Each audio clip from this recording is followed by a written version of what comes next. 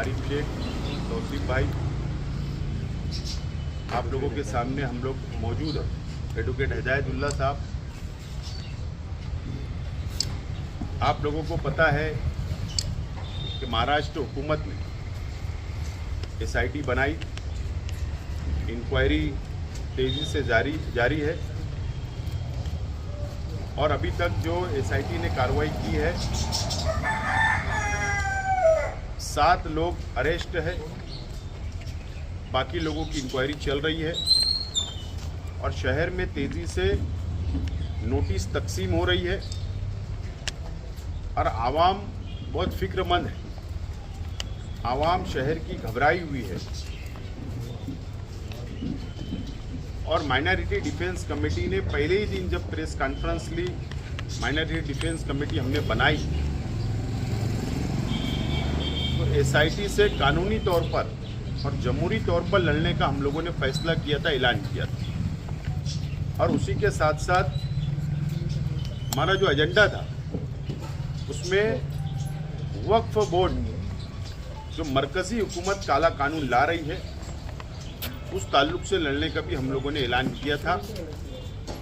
और आज की प्रेस कॉन्फ्रेंस में SIT की कार्रवाई और हमारी जो हम जो डिफेंस करने वाले उस ताल्लुक से आज शुरुआत मैं करूंगा। मुस्तकीम डिग्निटी साहब, शान हिंद और एडवोकेट, ऐसे हम सब लोग आप लोगों के सामने हमारी बातों को रखेंगे। SIT जो कार्रवाई कर रही है, जो हम लोगों को अभी दिख रहा है, समझ रहे हैं, तो गरीब आवाम जिन लोगों ने कॉरपोरेशन, तहसील ऑफिस से जिन लोगों ने जन्म दाखला बनाने के लिए या नाम चेंज करने के लिए या नाम दुरुस्ती करने के लिए इस तरीके की जो एप्लीकेशन किया गया था, जो 2023 से आज तक, उसका डाटा निकालकर SIT कार्रवाई कर रही है और गरीब लोगों पर ज़्यादा से ज़्यादा कार्रवाई हो रही है, हम लोगों को नज़र आ रहा है। लेकिन हमको SIT के ऊपर भरोसा नहीं है। ईमानदाराना तौर पर SIT कार्रवाई नहीं कर रही है, इंक्वायरी नहीं कर रही है, भेदभाव कर रही है SIT, हमको ऐसे नजर आ रहा है। और हम लोगों ने एक लेटर 13/2/2025 को SIT को हमने एक लेटर दिया है, वो लेटर की कॉपी मेरे पास है। जो SIT के चीफ है, नासिक रेंज के IG, उनको हमने लेटर एड्रेस किया है। अनिकेत भारती साहब जो सदस्य सचिव है SIT के, उनको एड्रेस किया है और हमने लेटर उनको देने के बाद एक इनवर्ट कॉपी भी हम लोगों ने ली है। माइनॉरिटी डिफेंस कमेटी ने ये मुतालबा किया है, ये डिमांड की है कि मालेगांव शहर की ज़्यादातर आवाम गरीब है, कम पढ़ी लिखी है और आम तौर पर वो एजेंट के जरिए अपना सर्टिफिकेट हो, जन्म दाखला हो, LC हो, राशन कार्ड हो, आधार कार्ड हो, पैन कार्ड हो, ये सब एजेंट के मार्फत बनाती है। अगर कोई गरीब ने किसी के जरिए कॉरपोरेशन में अगर प्रपोजल दाखिल किया जन्म दाखला नोंद करने का, या तहसील ऑफिस के पास दाखिल किया या FDO के पास दाखिल किया, तो वो अधिकारी की जिम्मेदारी बनती है कि उसके ऊपर मुकम्मल तहकीक करे, एक एक पेपर की छाननी करे और उसके बाद सर्टिफिकेट दे बनवा कर या मंजूर करे। लेकिन ऐसा नहीं करते हुए, चाहे वो हेल्थ ऑफिसर हो, चाहे वो कमिश्नर हो, चाहे वो नायब तहसीलदार हो, चाहे वो तहसीलदार हो, चाहे वो FDO हो, ये टेबल पर बैठकर सब प्रकरण को उन्होंने मंजूर किया। अगर उस वक्त अपने फील्ड ऑफिसर के जरिए, अपने प्रभाग अधिकारी के जरिए अपने क्लर्क के जरिए या अपने तलाठी के जरिए या जो एफडीओ के जो ऑफिसर होते हैं वार्ड के, उनके जरिए जो प्रकरण दाखिल हुआ अगर उसकी इंक्वायरी मुकम्मल करवा लेते, फील्ड के ऊपर जाकर, घर के ऊपर जाकर के इन लोगों के पेपर सही है या नहीं, और उसके बाद प्रकरण मंजूर करते या रिजेक्ट कर देते, तो आज ये नौबत नहीं आती शहर वालों पर। तो जिस तरीके से एसआईटी कार्रवाई कर रही है, इंक्वायरी कर रही है, हमारा विरोध नहीं है, लेकिन ईमानदाराना तौर पर कार्रवाई होना चाहिए। हमारा अपना ऐसा मानना है कि म्युनिसिपल कमिश्नर, हेल्थ ऑफिसर, नायब तहसीलदार, तहसीलदार, तत्कालीन हेल्थ ऑफिसर, तत्कालीन एपीओ या कमिश्नर, इन लोगों के ऊपर भी एफआईआर की जाए, गुना दाखिल किया जाए, उनको भी आरोपी बनाया जाए। जब हम मानेंगे कि एसआईटी ईमानदाराना तौर पर कार्रवाई कर रही है, ऐसी डिमांड हम लोगों ने एसआईटी को लेखी में, राइटिंग में माइनॉरिटी डिफेंस कमेटी के जिम्मेदारान ने हम लोगों ने दी है। वो कॉपी हम आप लोगों को देंगे जब हम मानेंगे कि एसआईटी ईमानदाराना तौर पर कार्रवाई कर रही है और इंक्वायरी कर रही है। इसके अंदर राजकीय प्रेशर है। किरीट सोमैया बीजेपी का एक लीडर है, या जो हिंदुत्ववादी तंजीमें जो है वो जिस तरीके से इसके अंदर इंटरफेयर कर रही है या एटीएस को इंक्वायरी देने की बात कर रही है, ये बीजेपी के सब ये लीडरान है, वर्कर है, कार्यकर्ता है। और बीजेपी ये चाहती है कि हिंदू और मुसलमानों को अलग कर कर, लड़ाकर सियासत की जाए, राजनीति की जाए। इस तरीके का काम एसआईटी के जरिए बीजेपी और उनके लीडरान करना चाह रहे हैं, ऐसा हमारा इल्जाम है। दूसरी बात, हम लोग मुंबई गए थे और मुंबई के अंदर अजीत दादा पवार साहब से हमारी मुलाकात हुई है। हमने उनको मेमोरेंडम दिया है। जो आज 4 साल 5 साल के बच्चे हो गए, जिनके पास जन्म दाखला नहीं है, जिनकी घर पर पैदाइश हुई है, उस ताल्लुक से मेमोरेंडम दिया। उन्होंने कहा है कि मैं तफसील इसको पढ़ने के बाद जरूर आप लोगों की मदद करूंगा, ऐसा यकीन उन्होंने दिलाया है।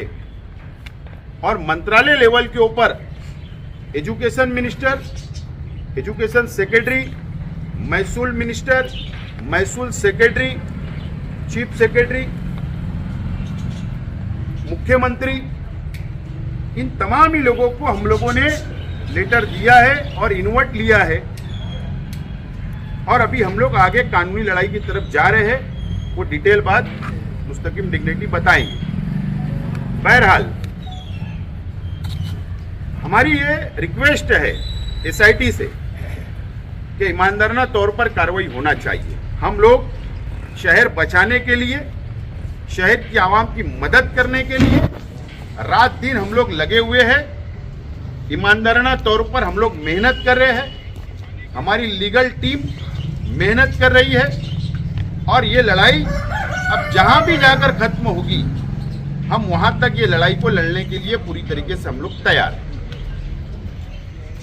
बता नहीं सकते या फिर अभी उसको बता सकते ऐसा? तो पहले तो जो जन्म मृत्यु दाखिले का एक्ट है वो सेंट्रल गवर्नमेंट का है। सेंट्रल गवर्नमेंट ने वो एक्ट बनाई है।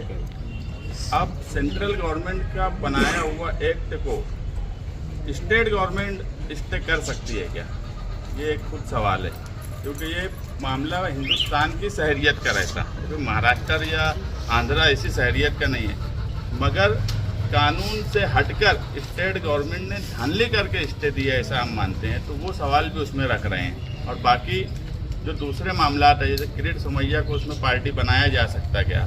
सवाल यहाँ कागज पत्तर का, पेपर्स के प्रॉब्लम आ रहे हैं। मगर जो माहौल बनाया जा रहा, इससे पहले बोला कि माहौल जो बनाया जा रहा कि 3 लोग खोटे कागज पत्तर में बांग्लादेशी पकड़े गए, 2 लोग खोटे कागज में बांग्लादेशी पकड़े गए, ऐसा बनाया जा रहा है। और मालेगांव की पुलिस या एसआईटी अभी तक एक भी प्रेस कॉन्फ्रेंस नहीं ली ये बताने के लिए कि उनको पकड़ा क्यों जा रहा है, ताकि बात साफ हो। तो कहीं ना कहीं एक रूमर जो बनाया जा रहा है, एक नैरेटिव बांग्लादेशी वाला, वो सिर्फ मालेगांव शहर को बदनाम करने के लिए। और जहाँ जहाँ पे मुस्लिम लोग हैं, अभी अक्कल कुआं का जो एक मामला आया, अब जो लोग बोलते हैं कि ये लेके आ गए वो लेके आ गए, तो क्या सब जगह लेके ही आ जा रहे क्या? तो कहीं ना कहीं मुस्लिम कम्युनिटी जहाँ है वहाँ तकलीफ दी जा रही है, उसमें मालेगांव को ज़्यादा टारगेट किया जा रहा है, ये बात सच है। पूरे मामले में डिफेंस कमेटी जो हुकूमत चल रही है, तो ऐसा कहीं लगता है कि लाडली बहना स्कूल में भी कुछ महिला ने जो रकम दाखिला हो रहा है वो हमारे को नहीं समझ में आएगा, वो इंक्वायरी बताएंगे, एसआईटी बताएंगे। आपने जो बोला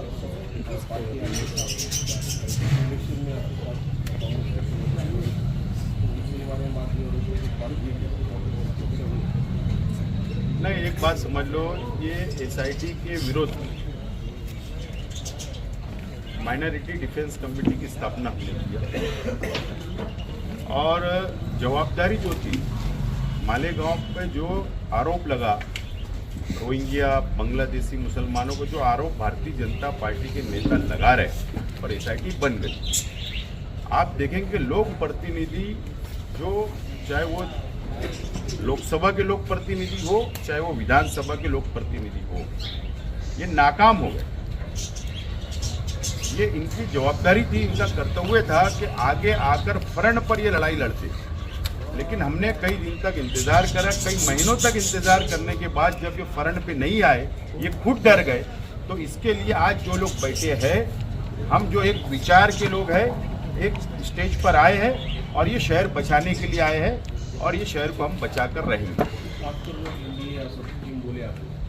नहीं, आप समझे नहीं, इनकी बात को आप समझ लो। वक्फ बोर्ड का जो सवाल वो है, विषय पे, वक्फ बोर्ड के सवाल पे मुल्क में, देश में जितनी सेकुलर पार्टी है, वो एनडीए के साथ, अगर जेडीयू है, नीतीश कुमार की है, चंद्रबाबू नायडू की है, जनता दल सेकुलर है, तो हम इन सबको ही बोलेंगे कि आप सेकुलर पार्टियां हैं। जब ये बिल लोकसभा और राज्यसभा में आएगा तो आप अपने एमपी को बोलो कि वो हाजिर रहें और उसके विरोध में वोट करें। वक्फ बोर्ड के सवाल पे हमने माइनॉरिटी डिफेंस कमेटी, कल अगर वहाँ पर शंकर महाजन पकड़ा गया तो उसका भी वकील माइनॉरिटी डिफेंस कमेटी ने रखी। हमारे लिए पूरा शहर एक है, हम नदी का वो पार अलग है, नदी का ये पार अलग है, ऐसा नहीं, पूरा मालेगांव शहर हमारे लिए एक है।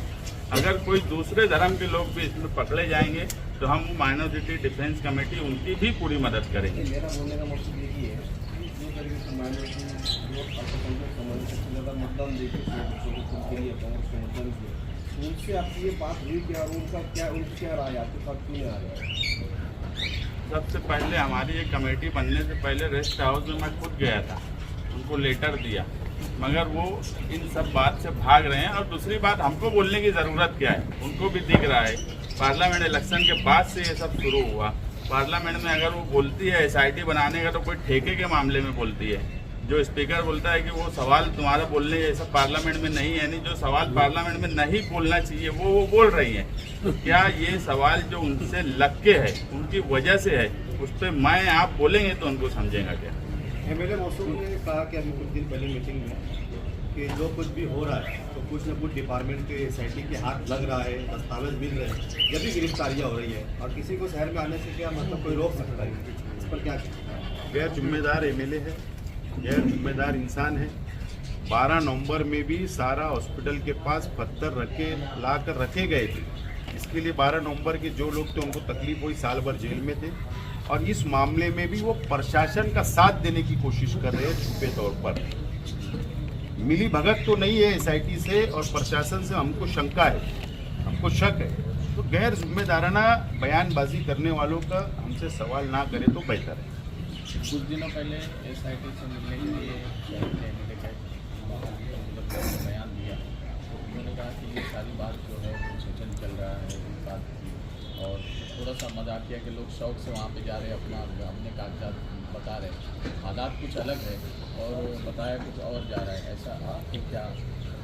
जिस वक्त से एसआईटी की नोटिस मालेगांव शहर में बांटी जा रही है, हर तबके के लोग, चाहे वो तालीम याफ्ता हो चाहे गैर तालीम याफ्ता हो, मुसलसल उनके अंदर घबराहट है।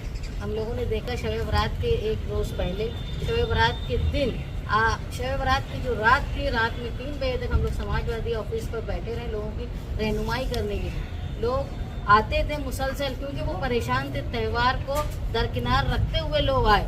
तो जो बोला जा रहा है कि लोग खुश हैं, जिनके घर में नोटिस आ रही है, जिनके नोटिस मिलने के बाद उनकी क्या कैफियत हो रही है। असल में ये जो बोलते हैं ना जो लोग कि वो खुश हो रहे हैं, असल में वो नोटिस मिलने वालों से कभी मिले ही नहीं, उनके हाल को जाना नहीं, उनकी क्या कैफियत है वो समझ नहीं, इसलिए वो भागते हैं और वो अपने मन गढ़ंत बातें बोलते हैं। शायद वो ये जुमले बोलते हैं जो SIT के लोग या गवर्नमेंट बुलवाना चाहती है। आप देख रहे हैं कि पुलिस से हम रिक्वेस्ट कर रहे हैं बार बार क्या कि वो ऐलान करे कि भाई ये किस लिए लोगों की गिरफ्तारी हो रही है, लेकिन वो बोलती नहीं। तो शायद ऐसे लोगों से बुलवाती है वो, उनका जो काम है पुलिस का वो दूसरे उनके एजेंट करें। लेकिन हम लोग ये महसूस कर रहे हैं कि हर तबके के लोग परेशान हैं, शब बारात के दिन भी, शब बारात की रात में भी और उसके दूसरे दिन भी मुसलसल लोग परेशान हैं। हम लोग ये महसूस किए कि अगर हम नहीं बैठेंगे लोगों को कागजात बताने के लिए, चाहे वो राष्ट्रवादी ऑफिस के पास बैठ रहे हो या समाजवादी के ऑफिस में बैठ रहे हैं, अगर हम नहीं बैठेंगे तो शहर का एक बड़ा हिस्सा जिनको नोटिस मिल रहा है वो परेशान रहेगा। मैंने ये देखा कि ख़वातीन आई, रोज़े की हालत में आई, उन्होंने ये भी कहा कि हमारे यहाँ खाना पका है और अफ्तारी के बाद भी हम लोग इतने घबराए हुए हैं कि हमने खाना नहीं खाया। तो उनकी कैफियत लोगों ने समझी नहीं है, इसलिए मन गढ़ंत बातें कर रहे हैं। आप लोग डिफेंस कमेटी की आड़ में राजकारण कर रहे हैं, ऐसा भी आरोप है। जैसे जैसे नोटिस बढ़ रही है तो लोगों की परेशानी सामने आ रही है। हम उनकी कानूनी रहनुमाई कर रहे हैं। जो लोग SIT ऑफिस में जा रहे हैं, जो लोग छावनी पुलिस स्टेशन में जा रहे हैं, इसके कुछ मामले हमारे सामने ऐसे आए कि जिन्होंने न तहसील से नया दाखिला बनवाया, ना कारपोरेशन में नए दाखिले के लिए गए, सिर्फ अपनी एक कॉपी निकाली कारपोरेशन से। जैसे अगर मेरा जन्म दाखिला बना है और मैं नई कॉपी निकालूँ तो उनको भी नोटिस दी जा रही है। ठीक है, वो लोग वहाँ जाएंगे, SIT में अपना जवाब देंगे, मगर बिला वजह परेशान किया जा रहा है। अगर सिर्फ दाखिला निकालना भी गुनाह हो गया, उनको भी ऐसी नोटिस दी गई, वो लोग भी आ रहे हैं। तो हम SIT के जो सेक्रेटरी हैं अनिकेत भारती साहब, उनसे गुजारिश करेंगे कि वो जो नोटिस बढ़ रही है उसको समझे। तहसील ऑफिस से जिन लोगों को दिया गया है उसके अलावा दूसरों को क्यों नोटिस दी जा रही है, उनको परेशानी ना हो। जैसे आसिफ भाई ने बताया कि हम मंत्रालय गए, उसके बाद हम जो है हाईकोर्ट में भी जो लोगों के एडमिशन का सवाल है, ऐसे बहुत से बच्चे आज भी हैं।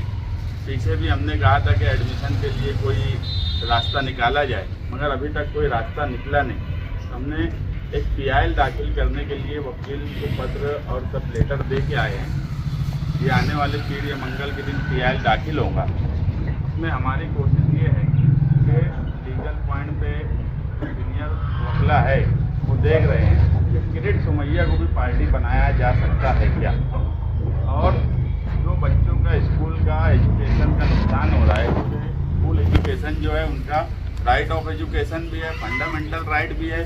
अगर वो आज एडमिशन नहीं हुआ तो उन बच्चों का मुस्तकबिल क्या।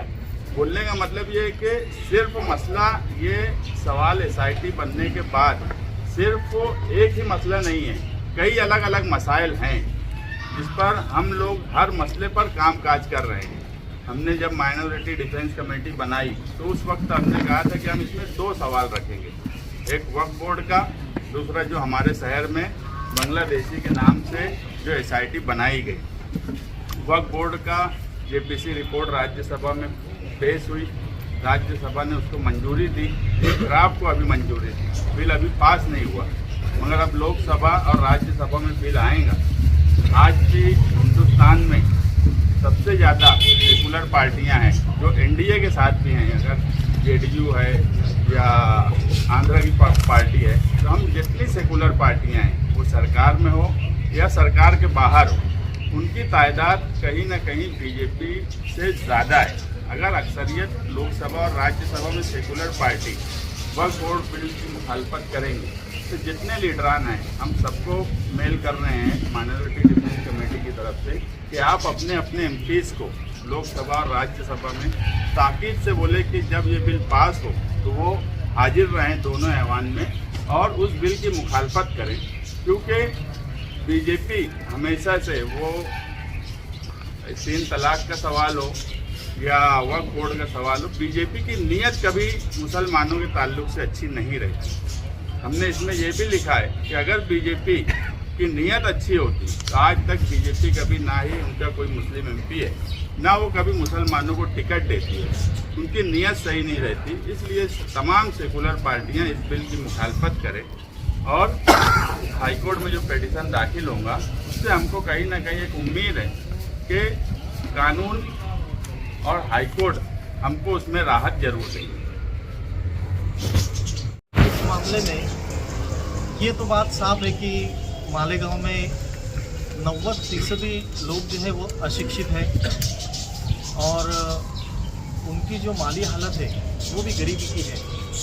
अब ऐसे हालात में जब अपने बच्चों का दाखिला निकालने के लिए या किसी भी कामकाज के ताल्लुक से अगर उनको सरकारी ऑफिसेस में जाना है तो ये लोग अनपढ़ होने की वजह से बहुत सारे लोगों का उसमें सहारा लेते हैं और ये लोगों को उस प्रोसीजर के बारे में कुछ मालूमात नहीं रहती। अब जो लोगों ने अपने बच्चों के या अपने जन्म दाखिले इस मामले में तैयार किए हैं या तैयार करके लिए हैं, तो उन सब मामलों के अंदर जो चौकसी अभी चल रही है वो चौकसी के अंदर एसआईटी और पुलिस का ऐसा रवैया दिखने में आ रहा है कि भाई जन्म दाखिला मांगने के लिए तुमने कौन कौन से कागजात जो है तहसील कचहरी में या महानगर पालिका में या कौन से सरकारी ऑफिस में क्या कागजात दिए। सवाल ये आता कि ये जो भी काम है ये जन्म दाखिला देने के पहले का प्रोसीजर है कि कोई भी सरकारी अधिकारी के सामने अगर जन्म दाखिला मिलने का प्रस्ताव अगर आता है तो दाखिला देने से पहले जो प्रोसीजर है ये प्रोसीजर में उन्होंने ये सब कागजात जो है वो वेरीफाई करना चाहिए था, देखना चाहिए था, इसका इन्वेस्टिगेशन करना चाहिए था और उसके बाद ही जन्म दाखिला जो है वो इशू करना चाहिए था। ऐसा हुआ नहीं। अब जो गलतियां सरकारी अधिकारी ने की है वो गलतियों की पूर्तता ये लोग जन्म दाखिला देने के बाद में जिसका भी जन्म दाखिला मिला है वो पब्लिक से करवा रहे कि उस वक्त तुमने कौन सा दाखिला दिए, क्या कौन से कागजात दिए दाखिला मिलने के लिए। इस तरीके से बहुत से लोग अनपढ़ होने की वजह से, सही मालूमात उनको नहीं होने की वजह से जो कागजात है वो उनके सामने वो पेश कर रहे। लेकिन एक मामूली सी भी तफावत अगर है, जैसा मुस्लिम लोगों में अहमद मोहम्मद का जो डिफरेंस आता, किसी औरत का शादी से पहले जो नाम लिखा रहता वो अपने वालिद के नाम के साथ रहता, मात का नाम शौहर के नाम के साथ रहता, ऐसी जो माइनर उसके अंदर कुछ तफावत भी आ जा रही है, तो ऐसे लोगों को एसआईटी और पुलिस बिना वजह बुलाकर और उनको हरेसमेंट का काम यहाँ पर चल रहा है। इसकी वजह से हो रहा है कि मालेगांव शहर में इस मामले को लेके जो आम पब्लिक है उनके दिल में काफ़ी दहशत पैदा हो रही है कि भाई मामला तो एसआईटी का ये था कि भाई मालेगांव के अंदर बांग्लादेशी और रोहिंग्या जो लोग होंगे उनकी उनको तहकीकात करना है, लेकिन यहाँ पर जो अपने स्थायी रहवासी है, जो महाराष्ट्रियन है, जो मालेगांव के रहवासी है, ऐसे लोगों के दिल और दिमाग में भी जो है तो दहशत पैदा हो रही है। इसीलिए गवर्नमेंट ऑफिसेस के जो लोग हैं वो एसआईटी के लोग, पुलिस स्टेशन के लोग, ये ताल्लुक से जो है तो क्लियर अपना रवैया जो है तो इस तरीके से रखे कि एक आम आदमी को किसी भी चीज़ की तकलीफ ना हुए, उनको अच्छे तरीके से उसकी ट्रीटमेंट दी जावे। अब जो भी ऑफेंस इसके अंदर अभी तक जो लोगों के खिलाफ में ऑफेंस रजिस्टर हुए हैं, अब उनके ताल्लुक से भी ऐसा देखा गया कि एक माइनर मिस्टेक के तहत उनके खिलाफ में एफआईआर दी गई और उनके ऊपर ऑफेंस रजिस्टर किया गया। आज वो जेल में है। अब उनके बेल के ताल्लुक से जो भी कायदेशीर जो भी प्रोसीजर है वो करने में हम सभी लोग जो है कोशिश कर रहे हैं, लेकिन अभी तक उसका कोई जमानत के ताल्लुक से कुछ हल निकल नहीं पाया है। अब इसमें आगे चल के जो भी लोग पुलिस अरेस्ट करेंगे या जो भी लोगों के खिलाफ में एफआईआर वगैरह हो रही है, तो ये लोग जो है तो इनकी कोई ऐसा नहीं है कि चलो ये मालेगांव से बाहर इनकी कहीं पैदाइश हुई और ये मालेगांव में अपना जन्म दाखिला ये लोगों ने लिया हुआ है, ऐसा भी कहीं नज़र नहीं आ रहा। ऐसा कोई भी अभी तक की केस के अंदर नज़र नहीं आया। तो ऐसे हालात में हम लोग जो भी लीगल गाइडेंस करना है, आम पब्लिक को भी इस ताल्लुक से हम लोग समझा रहे हैं कि किसी भी किस्म का आप लोग अपने दिलो दिमाग में डर ना रखे, जो भी अपने डॉक्यूमेंट है वो डॉक्यूमेंट लेके वहाँ पर जावे, ओरिजिनल डॉक्यूमेंट अपने वहाँ पर बतावे, और हम लोग किस तरीके से मालेगांव के रहवासी हैं इसके ताल्लुक से जो भी डॉक्यूमेंट अपने पास अवेलेबल है वो सब डॉक्यूमेंट उनके सामने रखे और अपनी बात भी रखे, और लीगल तरीके से हमने किस तरीके से अपना जन्म दाखिला लिया है इस ताल्लुक से जो है तो गवर्नमेंट ऑफिस के सामने अपनी बात रखो।